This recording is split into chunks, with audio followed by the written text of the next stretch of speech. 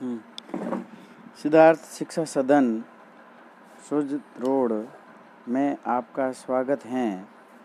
Class 9th विषय गणित, अध्याय 14 सांख्यिकी स्टैटिक्स, यानी इसकी एक्सरसाइज 14.4 को हल करने के लिए आज हम पढ़ेंगे इसके बारे में। और हम देखेंगे कि इसके अंदर बताया हुआ है प्रिय विद्यार्थियों, वही अभी इस पूरे चैप्टर में सांख्यिकी के में हमने पढ़ा था बारंबारता टेबल का निर्माण करना, दूसरा पढ़ा था ग्राफ बनाना, जिसके अंदर हमने 3 प्रकार के ग्राफ पढ़े थे। पहला आयतचित्र दंड आलेख, दूसरा आयत चित्र और तीसरा बारंबारता बहुभुज। देखिए, बारंबारता बहुभुज आयत चित्र बनाकर भी बना सकते हो और केवल बारंबारता बहुभुज भी बना सकते हो, बिना आयत चित्र की सहायता से भी बना सकते हो। इसमें आपको मध्यमान लेना है और मध्यमान लेके इसके मान को आपको बिंदुओं को अंकित करते जाना है और फिर 2 बिंदुओं को मिलाते हुए ग्राफ बनाते जाना है। आज हम पढ़ेंगे 14.4 एक्सरसाइज के अंदर, यानी प्रश्नावली 14.4 में माध्य ज्ञात करना, माध्य का ज्ञात करना और बहुलक ज्ञात करना, यानी इस तीनों के बारे में अध्ययन करेंगे। पढ़ेंगे हम माध्य,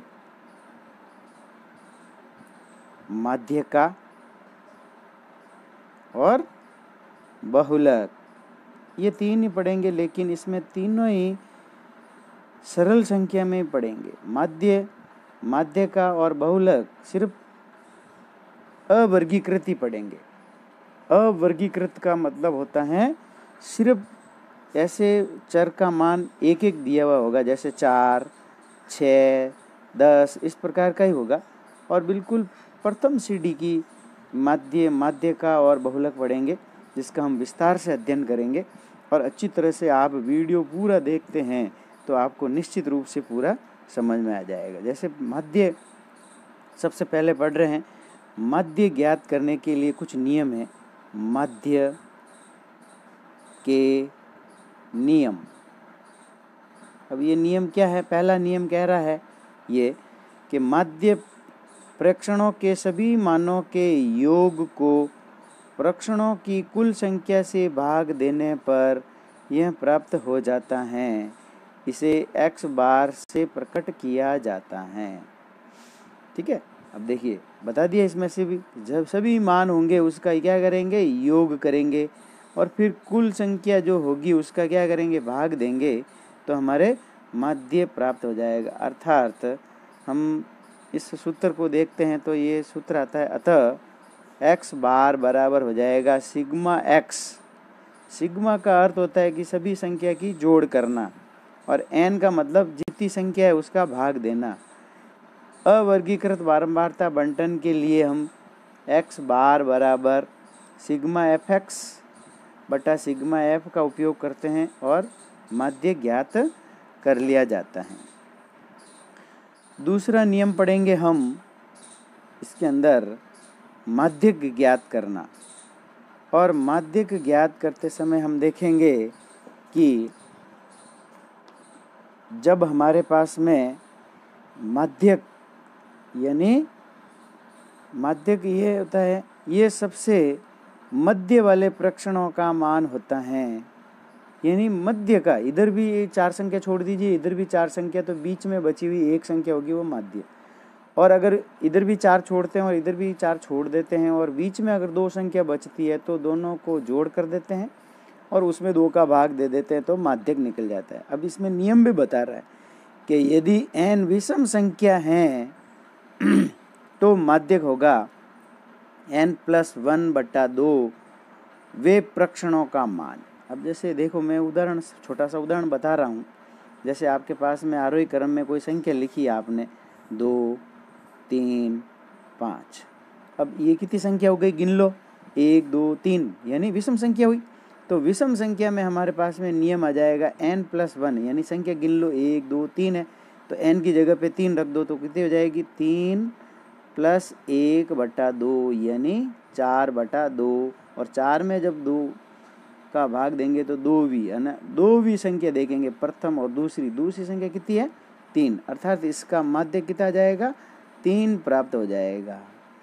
और प्रिय विद्यार्थियों, इस प्रकार हम माध्यक निकाल देते हैं, और माध्यक जब निकालते हैं तो माध्यक हमारे प्राप्त हो जाता है। अब ऐसा कैसे, हम एक इसके लिए भी एक दूसरा नियम पढ़ते हैं। यदि n सम संख्या है तो सम संख्या के लिए नियम पढ़ते हैं कि सम संख्या के लिए क्या कहता है। यदि n सम संख्या है तो माध्यक n/2वें पद और n/2वें प्लस 1वें प्रक्षण का मान होगा। जैसे मैं इसमें भी एक उदाहरण ले रहा हूँ, तो आप देखना ध्यान से थोड़ा सा। जैसे एग्जाम्पल है 2, 3, 5 और 7। सबसे पहले मानों को आरोही क्रम में लिखना है। विषम संख्या हो या सम संख्या हो, किस में लिखोगे, मानों को आप आरोही क्रम में लिखोगे। और जब आरोही क्रम में लिख लेते हो तो आरोही क्रम में लिखने पर देखने विषम संख्या होती है तो n+1/2 सूत्र लगाना है। और अगर सम संख्या आ जाए, जैसे गिनो, देखो इसमें उदाहरण में देखो 1, 2, 3, 4 संख्या आ गई, तो 4 में हम n/2 लिखेंगे तो 4/2 हो जाएगा, अर्थात 2 हो जाएगा, यानी 2वां पद देख लेंगे कितना है 3। फिर ऐसे कैसे n/2 + 1 करेंगे, यानी 2वां पद में 1 जोड़ देंगे तो तीसरा पद आ जाएगा, यानी तीसरा पद कितना है 5, 3वां पद, और वो कितना है 5 है। अब इसका मतलब ये दोनों पदों को हम क्या करेंगे, जोड़ देंगे, यानी इस दोनों को जोड़ेंगे तो कितने हो जाएंगे, बराबर 8। और 8 में जब 2 का भाग दे देंगे तो कितने आ जाएंगे 4। ये इसका माध्यक निकल जाएगा। इस प्रकार देखो, विषम संख्या है तो विषम संख्या का माध्यक इस प्रकार से निकाला जाता है, और सम संख्या का माध्यक निकालते हैं तो बीच की 2 संख्या का योग करेंगे और उसमें 2 का भाग दे देंगे और फिर उत्तर प्राप्त हो जाएगा। इस प्रकार हम उत्तर निकाल सकते हैं। अब देखिए, फिर आता है हमारे पास में तीसरा, हमारे पास में है बहुलक। और बहुलक कहता है कि बहुलक में सबसे अधिक बार आने वाला प्रेक्षण का मान बहुलक कहलाता है। यानी इसके अंदर कोई भी सारणी में अगर मान देखेंगे, जैसे 1 दिया हुआ है, 2, 2, 3, 3, 3, इस प्रकार से 4, 5, तो इसमें आप देखेंगे कि सबसे आरोही क्रम में लिखने पर देखेंगे कि सबसे अधिक बार कौन आया हुआ है। 1 कितनी बार आया हुआ है, 1 बार ही। 2 कितनी बार आया हुआ है, 2 बार। 3 कितनी बार आया हुआ है, 3 बार। 4 कितनी बार आया हुआ है, 1 बार। 5 कितनी बार आया हुआ है, 1 बार। तो अर्थात सबसे अधिक बार कौन आया हुआ है, 3 आया हुआ है, अर्थात इसका बहुलक 3 हो जाएगा। इस प्रकार हम बहुलक को ज्ञात कर लेंगे। फिर विद्यार्थियों, इसको आपको अच्छी तरह से नोट कर लेना अपनी नोटबुक के अंदर, तभी आप इसको हल कर पाएंगे। सबसे पहले 3 पॉइंट याद रखने इसके अंदर। एक तो है माध्य, दूसरा है माध्यका, और तीसरा है बहुलक। तीनों ज्ञात करते हैं। अब हम देखो कुछ प्रश्न लेते हैं और उस प्रश्न को भी हल करेंगे तो हमारे पास में वैसे ही दिखेगा। तो हम देखते हैं कि जैसे एक प्रश्न लिया हमने, और वो प्रश्न ये कहता है कि जैसे पहले ही बता रहा है कि 5 व्यक्तियों से यह पूछा गया कि अपने समुदाय के सामाजिक कार्य करने में वे 1 सप्ताह में कितना समय देते हैं। तो उनका कहना था क्रमशः कोई 10 घंटे देता है, कोई 7 देता है, कोई 13 देता है, कोई 20 देता है, कोई 15 घंटे देता है। तो 1 सप्ताह में उनके द्वारा सामाजिक कार्य में लगाए गए समयों का माध्य या औसत ज्ञात कीजिए। तो माध्य ज्ञात करने, जब छोटी संख्या हो आपके पास में तो माध्य ज्ञात करने का सूत्र है x बार बराबर सभी प्रेक्षणों का योग कर दीजिए, यानी सिग्मा x भी लिख सकते हैं इसको, और बटा n भी लिख सकते हैं। अब देखिए, सिग्मा x का अर्थ होता है कि जो संख्या दी हुई है उस सभी संख्या का योग कर दीजिए।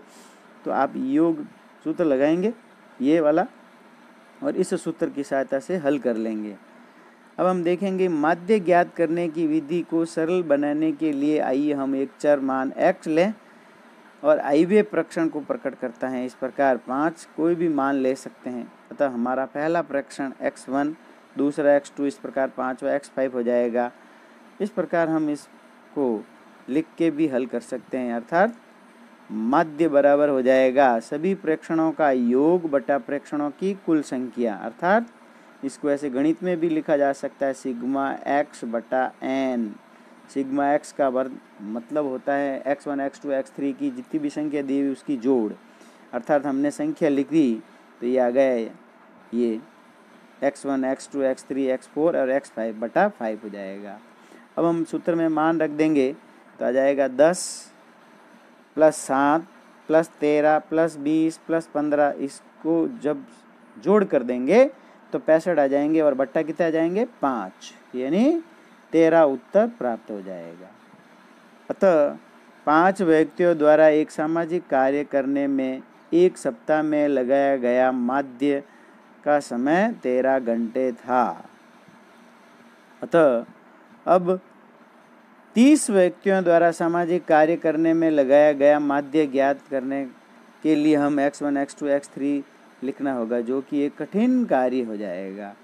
तो हम संकलन के लिए ग्रीक प्रतीक सिग्मा का प्रयोग करते हैं, अर्थात इसको किसके द्वारा लिख लेते हैं, मैंने बताया भी था पहले कि इसको सिग्मा x लिख देते हैं और बटा n लिख लेते हैं, और n का मतलब जितनी संख्या होगी वो लिख देंगे, अर्थात सिग्मा x बटा n बराबर 30 आ जाएगा। अब हम क्या करेंगे कि उस 30 इसी प्रकार यदि प्रेक्षणों की संख्या n है तो हम बटा n लिख देंगे, और सिग्मा x कैसे निकालेंगे, सभी का योग कर देंगे।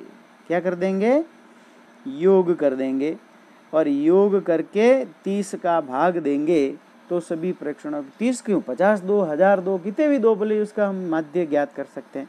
और उसके माध्य ज्ञात करने के लिए हम यहाँ पे लिखेंगे चर के मान, आगे लिखेंगे बारंबारता,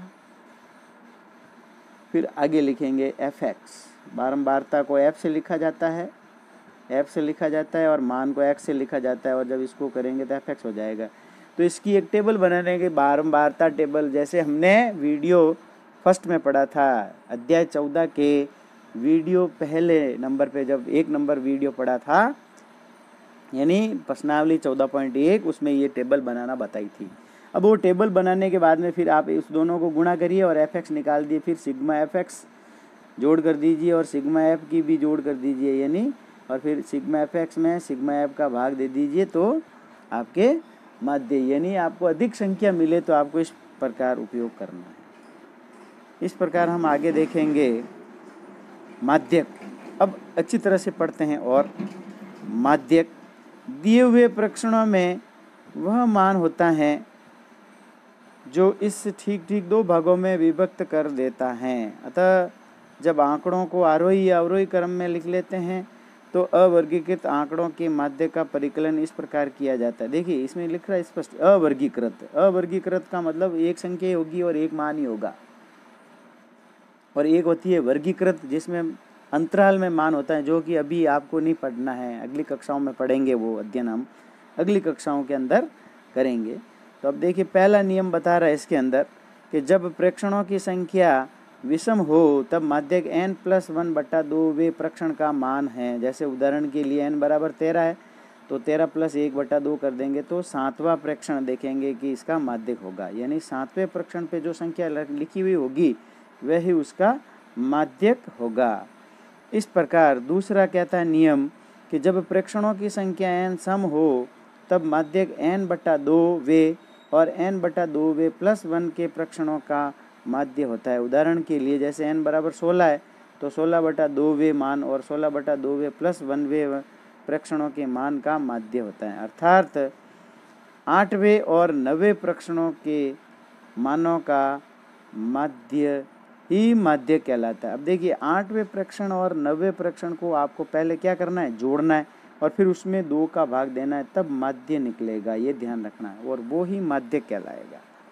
अब देखिए एक प्रश्न लेते हैं और उस प्रश्न को हल करते हैं कि इसी नियम के अनुसार हो रहा है कि नहीं हो रहा है। एक कक्षा 9 के विद्यार्थियों की सेंटीमीटरों में लंबाइयाँ दी हुई 155, 160, 145, 149, 150, 147, 152, 144, 148 इन आंकड़ों का माध्यक ज्ञात कीजिए। सबसे पहले हम इन आंकड़ों को आरोही क्रम में लिखेंगे। ये लिख दिया 144, 45, 47, 48, 49, 50, 52, 55 और 60। अब इसको गिन लेंगे 1, 2, 3, 4, 5, 6, 7, 8, 9। 9 कैसी संख्या है? विषम संख्या है। अर्थात विषम संख्या है तो हमारे पास में सूत्र आ जाएगा n+1/2 यानी 9 + 1/2 यानी 10/2 यानी 5वां विद्यार्थी कौन सा देख देते हैं। पहला, दूसरा, तीसरा, चौथा और ये 5वां विद्यार्थी। अर्थात इसका माध्यक आ जाएगा 149 सेंटीमीटर। ज्ञात करके माध्यक प्राप्त कर लेते हैं। अतः माध्यक लंबाई 149 मीटर प्राप्त हो जाएगी। इस प्रकार माध्यक। एक और विधि है विद्यार्थियों, ये दूसरी विधि बताता हूँ, देखना कि अगर विषम संख्या है तो आप एक संख्या इधर से काट देंगे, एक इधर से काट देंगे, फिर एक इधर से, फिर एक इधर से, फिर दूसरी, फिर एक काटते जाओ। लगातार बराबर कटनी चाहिए दोनों तरफ, इधर से और फिर इधर से। बीच में कौन सी बच गई? 149। आपका उत्तर हो गया माध्यक बराबर 149 सेंटीमीटर। ये माध्यक निकालने की दूसरी विधि भी है और ये डायरेक्ट मेथड है। अब अगला पढ़ते हैं प्रिय विद्यार्थियों हम बहुलक। और बहुलक जब पढ़ेंगे तो प्रेक्षणों का वह मान होता है जो बार बार घटित होता रहता है। अर्थात अधिकतम बारंबारता वाले प्रेक्षण को क्या कहा जाता है? बहुलक। रेडीमेड गारमेंट, सिले हुए वस्त्र उद्योग और जूता उद्योग केंद्रीय प्रवृत्ति के इस माप का प्रयोग काफ़ी करते हैं। बहुलक की सहायता से ये उद्योग ये निर्णय लेते हैं कि किस साइज या माप का उत्पादन अधिक वृत्त संख्या में करना है। इसे और अच्छी तरह से समझने के लिए हम एक उदाहरण ले रहे हैं। जैसे एक उदाहरण दे रखा है कि 20 विद्यार्थियों द्वारा 10 में से प्राप्त किए गए निम्नलिखित अंकों का बहुलक ज्ञात कीजिए। तो इस प्रकार से लिखा हुआ देखिए 4, 6, 6 कुछ भी लिखा हुआ है। आप सबसे पहले इनको भी आंकड़ों को आरोही क्रम में लिख दीजिए। और जब इसको आप आरोही क्रम में लिख देंगे तो आपके लिए सरल हो जाएगा। जैसे हम इन आंकड़ों को निम्नलिखित रूप में लिख देते हैं 2, 3, 3, 4, 4, 4, 5, 5, 6, 6, 6, 7, 7, 7, 7, 9, 9, 9, 9, 10। इस प्रकार हमने इसको आरोही क्रम में लिख दिया देखो। और नंबर को कोई भी छोड़ना नहीं, आरोही क्रम में लिखने पर ये नंबर प्राप्त हो जाए। अब हम देखेंगे कि 2 कितनी बार है? 1 बार। 3 कितनी बार है? 2 बार। 4 कितनी? 3 बार। 5 2 बार। 6 3 बार। 7 भी 3 बार। और 9 कितनी बार है? देखिए अब 4 बार है। यानी 1 2 3 4, इससे ज़्यादा कोई भी संख्या नहीं दिख रही है। सबसे अधिक कौन दिख रहा है? 9 दिख रहा है। और 9 कितनी बार दिख रहा है? 4 बार दिख रहा है। अर्थात प्रिय विद्यार्थियों, यहाँ 9 सबसे अधिक बार आया हुआ है, अर्थात 4 बार आया हुआ है। अतः इसका बहुलक क्या हो गया? 9 हो गया। वो मान होगा, यानी जितनी बार जो संख्या आई वो नहीं होगा। 9 कितनी बार आया हुआ? 4 बार आया हुआ। ठीक है, तो हमने पता कर दिया। लेकिन इसका जो मान होगा वह क्या कहलाएगा? बहुलक कहलाएगा। ये बहुलक ज्ञात करने की एक विधि है जिसके अंदर हम बहुलक भी आसानी से ज्ञात कर सकते हैं। देखिए प्रिय विद्यार्थियों, इसके अंदर मैंने आपको इस माध्यक और बहुलक के बारे में आपको अच्छी तरह से समझा दिया है। वापस इस वीडियो को आप बार बार देखें, और बार बार देखेंगे तभी आपको समझ में आए। कई विद्यार्थी कल भी जो 14.3 एक्सरसाइज के अंदर भी तो एक विद्यार्थी ने डाला कि मेरे को तो कुछ समझ में नहीं आ रहा है। अरे तू वीडियो तो देखता ही नहीं है तो फिर कैसे समझ में आएगा? कोई डायरेक्ट मसाला थोड़ी जो इंजेक्शन दे दिया है और इंजेक्शन लग गया और ठीक हो गया। ऐसे नहीं, वीडियो देखोगे तभी आपको अच्छी तरह से समझ में आएगा। और फिर बारंबारता बहुभुज बनाने का बताया था उसमें, तो वीडियो ही नहीं देखा और बारंबारता बहुभुज बन जाएगा। कोई मशीन तो है नहीं जो अपना बटन दबाया बन गया, नहीं बनेगा।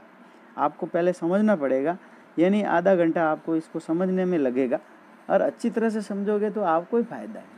और आपको ही फ़ायदा है तो 10वीं कक्षा में ये पहली सीढ़ी है, ध्यान रख लेना। 9th कक्षा पहली सीढ़ी है, फिर 10वीं में आसान रहेगा। इस प्रकार वीडियो को आप ज़्यादा से ज़्यादा शेयर करें तथा लाइक करें, और यदि कोई कमेंट हैं तो लिख दीजिए। कमेंट लिखिए ताकि मैं इस कमेंट को पढ़कर आपके आंसर दे सकता हूँ। और इसको ज़्यादा से ज़्यादा चैनल को सब्सक्राइब करें तथा ज़्यादा से ज़्यादा चैनल को सब्सक्राइब करेंगे तो आपको भी बेनिफिट मिलेगा कि आपको इसका बेल आइकन मिल जाएगा, और बेल आइकन मिल जाएगा तो थैंक यू।